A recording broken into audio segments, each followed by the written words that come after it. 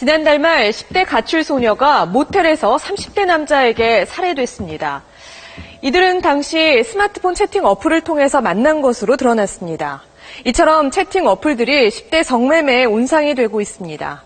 실제로 최근 아동 청소년 성범죄가 크게 늘었는데 채팅 어플들에 대한 관리 부실이 주 이유로 꼽힙니다. 홍순준 기자가 기동 취재했습니다.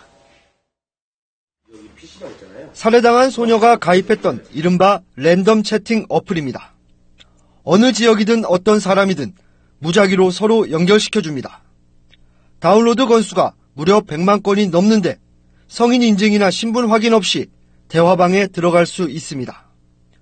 초단위로 올라오는 대화창 제목 대부분이 성매매나 조건 만남 내용입니다. 실태를 알아보기 위해 18살 서울 여성이라고 프로필을 입력하자 40대 남자가 말을 걸어오더니 성매매 대가로 25만 원을 제시합니다. 순식간에 30명이 넘는 남성이 동시에 말을 걸어오기도 합니다.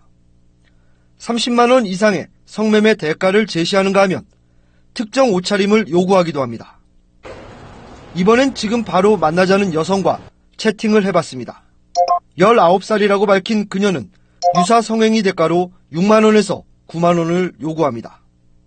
취재팀은 도대체 어떤 여성들이 이런 위험한 거래에 나서는지 만남 장소로 나가봤습니다.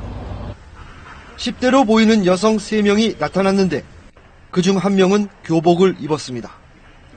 취재 기자임을 밝히고 나이와 신분을 물어봤습니다. 근데 나이가 어떻게 돼요? 19? 그러면은 다? 몇 학년 하시는 거죠? 일부 가출 소녀들뿐만 아니라 재학생들까지 성매매 유혹에 노출돼 있는 겁니다.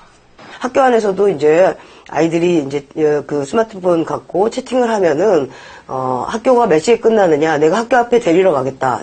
이렇게 성매매를 조장하는 채팅 어플은 정부가 파악한 것만도 지난해 182개에 이릅니다. 광고가 밀려들고 대화 신청 한 건당 30원의 요금이 결제되는 등 수익성이 좋다고 알려지면서 급속히 늘고 있습니다. 신고제도 없고요. 네, 허가제도 없고 그냥 앱스토어에다가 올리면 자치실사를 통해서 거기를 통해서 통과가 되면은 등록이 됩니다. 국내 법규는 없는 것으로 알고 있고요. 벌써 2, 3년 전부터 문제가 됐었어요.